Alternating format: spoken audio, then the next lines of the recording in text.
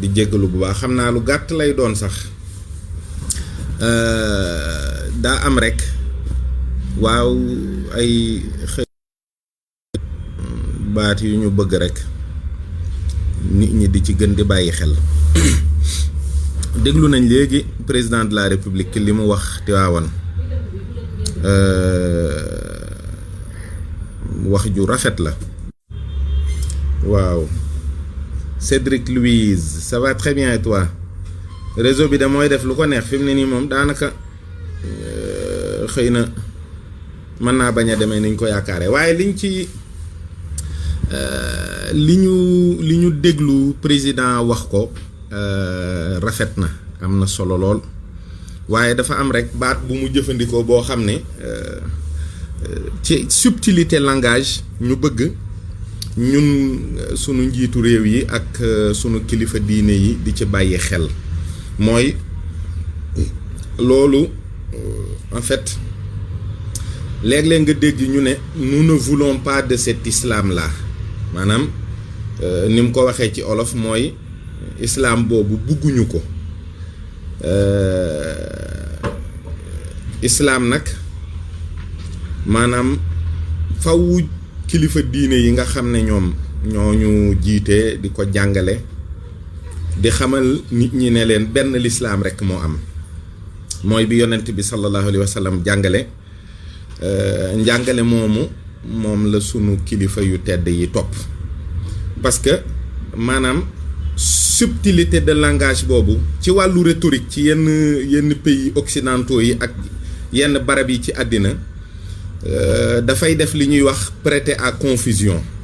c'est-à-dire boo demee France dañ lay wax ne la c'est pas parce que nous ne voulons pas de l'islam mais nous voulons un islam de France am yeneen dëkk yoo xam ne tamit bu jafe-jafe amee dañ lay wax l'islam terroriste wala l'islam violent wala yooyu benn l'islam rek moo am l'islam boobu nag du beneen jàngale boo xam ne wala ñeneen ñoo xam ne dañuy mbubbawoo diine mën nañoo tax ñu soppi waxin bi di wax ne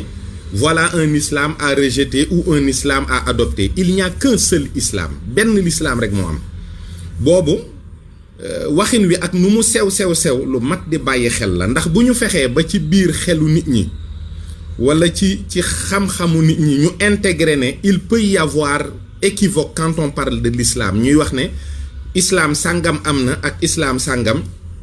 dafay nuru loo xam ne léegi day nekk lu ñu daldi nangu mu nekk mu mel ni dafay am ñaari islam yu am wala ñett wala ñeent selon ñooñu ni ñuy doxalee wala ni ñuy lijjantee ci wàllu géopolitique mais benn l'islam moo am mooy bii nu jàpp nga xam ne moom la yonent bi jàngale ba mu mët sëkk te lu ci bëri ci réew mi ci këri diine yi ñi aju ñu di ko jàngale il n'y a aucune forme de violence dans l'islam y a pas amul benn islam boo xam ne y a pas un islam de paix et un islam violent y a pas deux islams benn l'islam rek moo am l'islam boobu nag ñu jàpp muy njàngale mi nga xam ne réew mi ñi ci ëpp yàlla dogal na ñu ji ci jëfandikoo te mu jaar ci këri diine yi loolu rek mooy l'islam li ma ta rejeté wala li nga xam ne dañuy wax ne bëgguñu ko mooy violence bi nga xam ne dañuy wax ne dañuy mbubboo l'islam c'est-à-dire il faut dénoncer ces gens-là que ça soit les terroristes que ça soit toutes les formes de violence qui se font sous le dos de l'islam wala au nom de l'islam il faudrait que les musulmans fassent comprendre à leur communauté et à tous les croyants que ce n'est pas l'islam du l'islam donc bu kenn jàpp ci sa xel wala ci sa xol wala ci sa xalaat ne am na l'islam bu ñuy rejeter wala am na l'islam bu ñu bëggul déedéet benn l'islam moo am benn l'islam képp moo am l'islam boobu nag li mu digle mooy topp yàlla ci farata yi topp yonent bi ci sunna te jàpp sa njàmbur bu fekkee nag dafa am ay réew yu am ay jafe-jafe politique wala ñu am ay problème yoo xam ne am na ñeenti téeméeri at wala juróom-ñetti téeméeri at ñuy mbubboo diine ndax li toxal problème mu arabe yi ci l'islam ab daje la boo xam ne Palestine la am booba jamono ki nga xam ne moo fa teewaloon les fédayines de l'islam kooku moo wax ne le problème de la Palestine n'est pas un problème arabe, c'est un problème de l'islam. Alors que Palestine dafa nekkoon une colonie anglaise boo xam ne Angleterre dañoo signé woon ak toutes les banques juives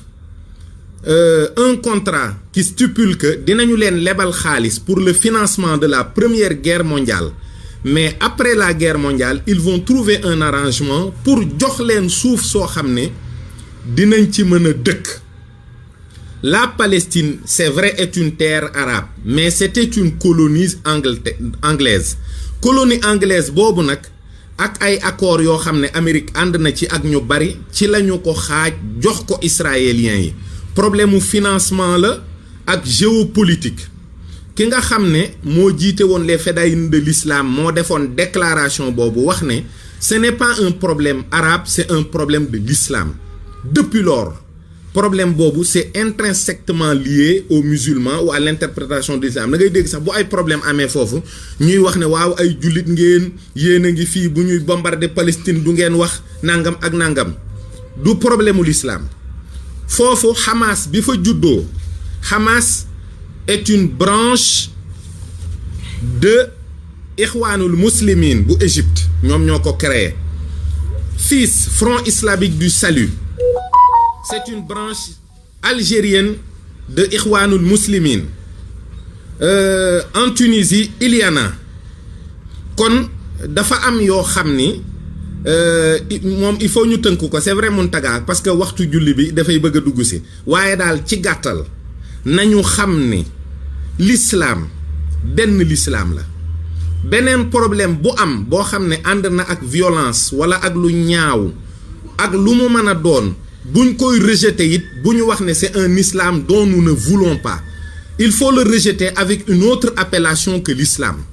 L'islam benn la te amul lenn ci njàngaleem l'islam lu ñuy xebat ak di ko xeeb ba di ko sànni. Le président aussi wax na ne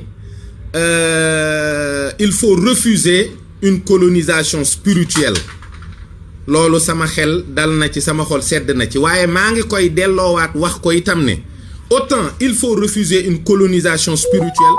il faut refuser une colonisation politique, il faut refuser une colonisation économique, il faut refuser toutes les formes de colonisation. Kon loolu moom it mooy li nga xam ne moo dox sunu diggante ak France, mu nangu ko ba dee, bañ ko sunu diggante sax ak ñeneen ñi nga xam ne beneen xeetu njàngale la ñuy indi boo xam ne dëppoowul ak l'islam, ñu mbubboo ko l'islam dugal ko ci réew mi. Il faut refuser toutes les formes de colonisation. Bu fekkee def nañu ko, parce que bu fekkee l'islam am na Sénégal lu ëpp junniy at ni mu ko waxee kenn waratuñu koo jàngal. Waaye on est indépendant depuis plus de 60 ans te amoon nañu nu ñu daan doxee lu jiitu indépendance. Waaye bu fekkee bañ colonisation képp war nañ koo def, war nañoo bañ toutes les formes de colonisation. Nañu bañaale la colonisation économique, nañu bañaale aussi la colonisation des formes gouvernementales que nous impose l'Occident, que ça soit la démocratie ou toutes les appellations. Nañu jéem a doon ñun li ñu bëgg a doon te taxaw affirmer notre identité à travers le monde. Loolu maa ngi koy delloowaat président. Il faut refuser la colonisation spirituelle, mais il faut refuser toutes les autres formes de colonisation. Xam naa ne dafa sës ci waxtu julli ji moo tax duñu ko mën a guddal, waaye daal li wér te wóor mooy daal ni ñu gëmee ne sunu borom defal nañu tawféex ci wàllu diine ba duñu jigaane dara gannaaw bi yàlla ak yonent bi sallallahu alayhi wa sallam wàccee diiney l'islam mu mat sëkk. Ba luñ gisati nuruwu ko ñu xàmmee ko, luñ gis mu nuru ko ñu xàmmee ko, bu ñu góorgóorloo nii nu amee yàlla amee ko am ay këri diine ñëpp di leen damoo, àddinaa gën a yomb loolu fuuf. Si le président recommande que nous refusons la colonisation spirituelle, il faudrait qu'il prenne son courage à deux mains, qu'il appelle toutes les forces vives de la nation à refuser toutes les formes de colonisation. loolu lu am solo la président wax na lu am solo tey nanu bañ colonisation yëpp moom nag nee na nañ bañ bu diine ñun delloo nañ ko wax ko ne ko nañu boole yëpp bañ leen. asalaamualeykum wa rahmatullahi taala wa barakaatu ñu ngi leen di jéggalu gàttaay bi waaye dafa sës ci waxtu julli ji dinañu dellu si ñu ngi waaj jërëjëf.